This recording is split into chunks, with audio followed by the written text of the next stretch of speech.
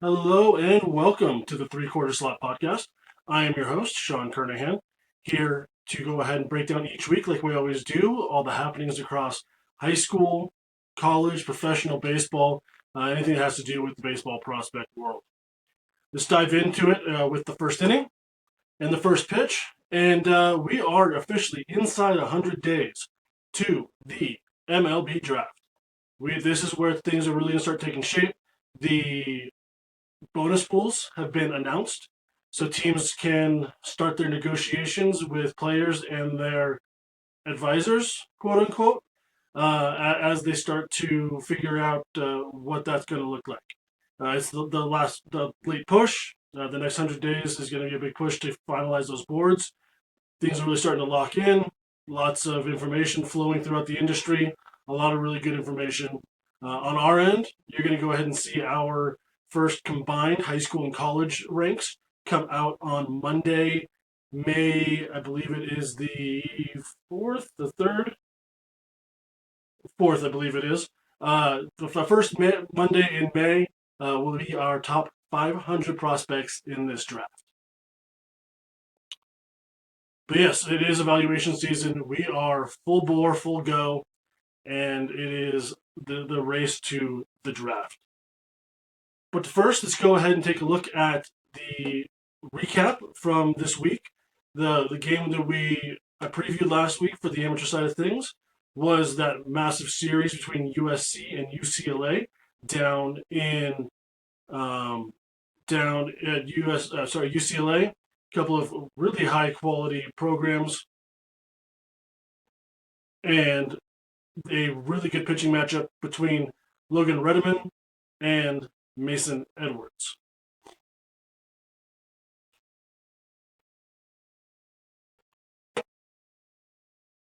So that game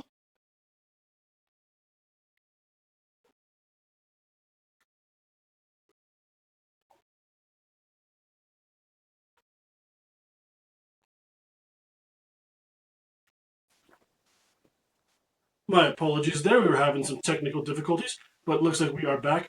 So that game, the final score is quite misleading compared to how the game actually went. Yeah, the final score was 12-4 UCLA over USC. UCLA took the early lead after a couple of some USC errors and misplays in the first inning, gave UCLA a 1-0 lead. In the top second, Andrew Lamb for USC came through with a big 2-run home run to make it 2-1. Then Roman Martin with an absolute bomb for UCLA to make it 2-2 in the third. Bottom four, Dean West had an RBI double, and then Roman Martin again got an RBI, this time with a bases loaded walk.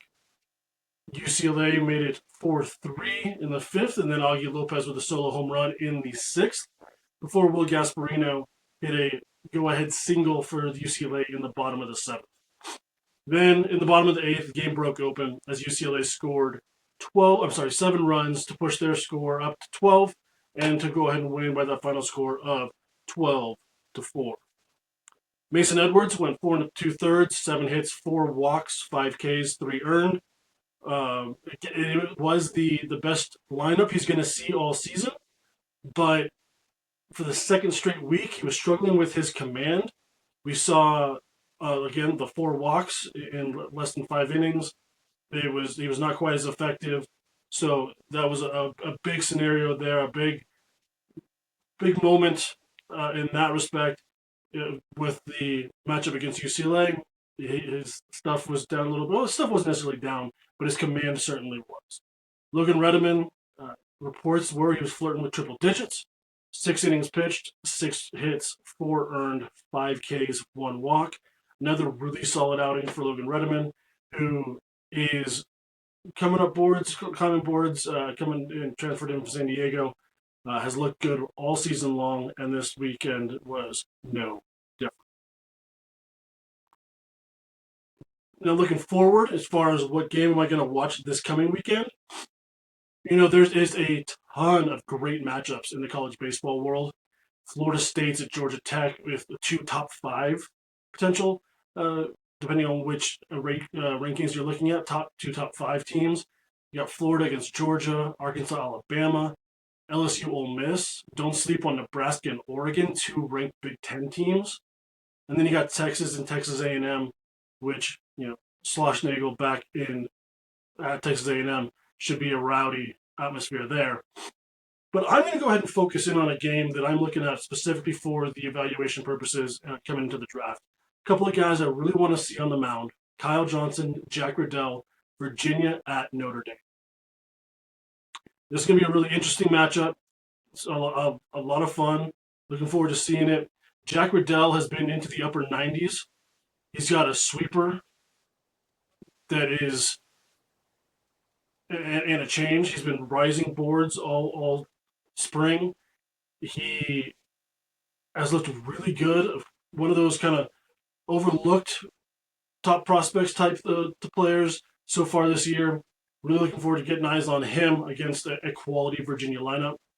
Meanwhile, I expect to be on the bump on Friday night for Virginia is going to be Kyle Johnson, the two-way transfer from Duke. He sits mid-90s, has been up to 97. He's got a breaking ball in the high 70s, low 80s. It's kind of somewhere between a slider and curveball. It's a little bit slurvy at times. But he had a great outing. If you're watching on YouTube or via the Spotify app, you are likely seeing the video from his matchup against Florida State this last weekend. And again, then those breaking balls were looking really sharp in that matchup. He's got some flashes of a changeup that's solid. He's got a bit of a crossfire delivery to him. The command and delivery has always been a little bit inconsistent, so I like to see that firm up. But he's had a good start to the year here. In the bullpen for Virginia, you got Noah Yoder. He's a guy who, coming down the stretch last year, leading into the 2025 draft, was really talented, was really good climbing boards, especially late. He had a really good outing at the MLB Draft Combine and has had a good, solid season here so far. And out of the bullpen for Virginia, he's into the high 90s, got a 4-pitch mix and a huge upside. As far as the bat, Virginia, it runs through Sam Harris, a physical slugging, first base, right field type. There's a ton of raw power. The game power is showing more than it has in years past this year. It's started to translate a little bit better. And then Joe Tiroli, elite bat to ball, second baseman, shortstop. That's the question. He's got really strong zone awareness. He has some pop to the pull side, but can that power take the next step? And do teams see him as a shortstop? If they see him as a shortstop, you're going to see him potentially late day one. If you're thinking second base with the lack of pop, it could definitely slide. So Tiroli is a guy to keep an eye on, and a lot of evaluation questions happening across the draft organization, the scouting departments across Major League Baseball. At the plate for Notre Dame, Brandon Logan is a freshman to 2028 eligible. He's got a ton of speed, really covers a lot of ground in the outfield. He's still solidifying his role. I would love to see him get out there and play a lot this weekend. Bino Waters, a left-handed hitter with power to all fields. He's another one with some positional limitations potentially. He's likely a left field first base profile, which hurts his value some. And then Mark Quattroni, he has replaced Carson Tinney behind the dish at Notre Dame. He is one of those guys who was solid across the board.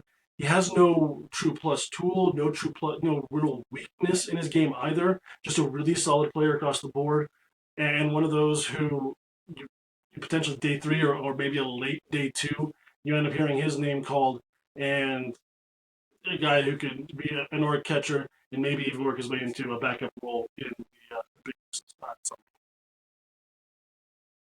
In terms of pro ball, the game I highlighted as the game to watch this last week was the Midland Rockhounds against the Arkansas Travelers. And this was a wild one. Arkansas really was dominating the game early on, as this was the Cade Anderson versus Jamie Arnold matchup. Jared Soderstrom with Arkansas hit a 2-run home run in the 4th. Michael Arroyo and Caleb Cali each hit solo home runs in the eighth to give the Travelers a 4-0 lead. Fast forward to the bottom of the ninth, Midland got the bases loaded. Leo DeVries got an infield single to score the first run. Tommy White, bases loaded walk. Brian Duelvas with a single to make it 4-3. And if you're watching, it's on the screen now. Clark Elliott, a single up the middle. Center fielder came up trying to fire. Did not secure the ball. And it was a 2-run walk-off come from behind win. Midland wins 5-4 in a wild come from behind victory for Midland. On the mound, like I mentioned, it was Cade Anderson against Jamie Arnold. Cade Anderson went 4 innings pitched, 5 hits, no runs, 1 walk, 6 Ks. Meanwhile, Jamie Arnold, in his Midland debut, went 5 innings, 6. Let's see here. He went 5 innings, 6 hits, 2 runs, 2 walks, and 6 strikeouts. Those 2 runs coming up top. So this week, looking forward to the pro side of things. I really wanted to focus in on teams. I'm going to go ahead and do my best to highlight games that are going to be in the MILB TV free game of the day to make sure that you, the listeners, can follow along and watch those games as well. There were a few games that I was really interested in, and the one I ended up settling on is this coming Thursday. So tonight, as you're watching this, if you see it the day it comes out, tonight at 7:35 Eastern Time, Tulsa against Springfield, Dodgers against Cardinals organizations.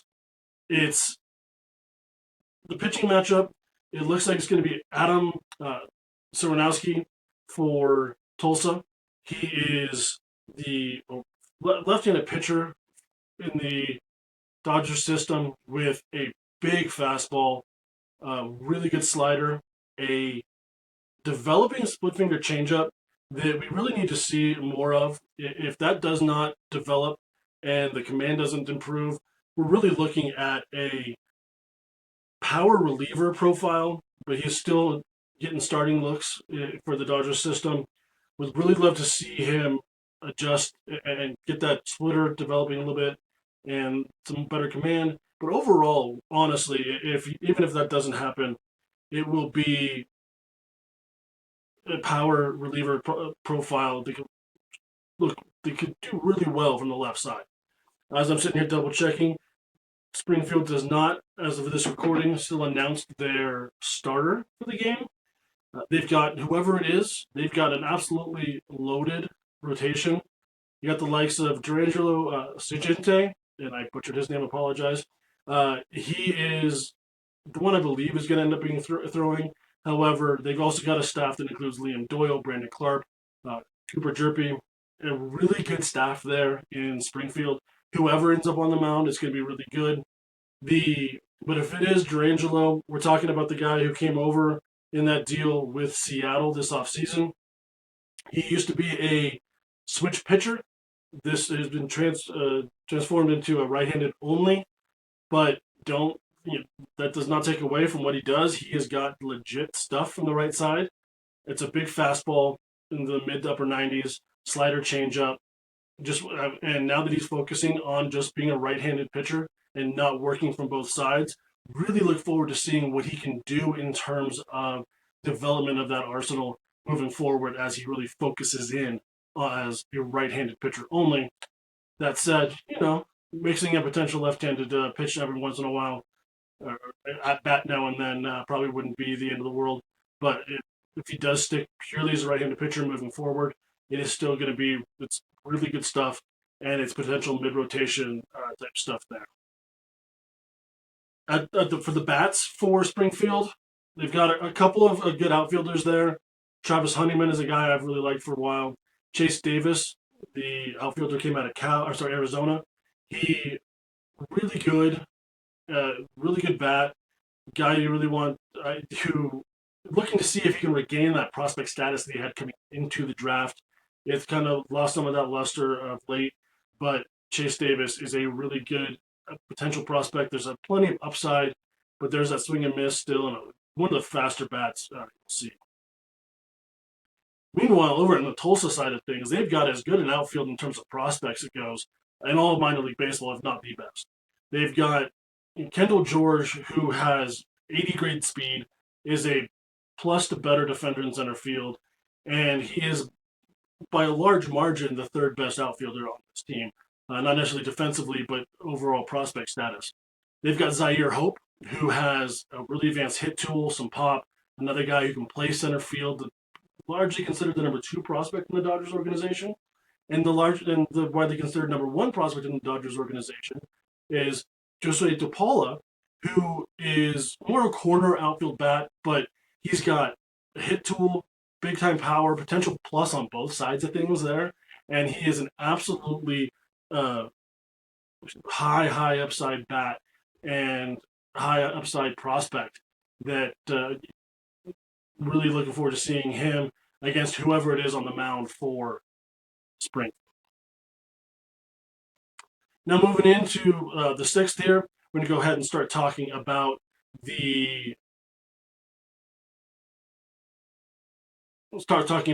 of the high school movement, high school board.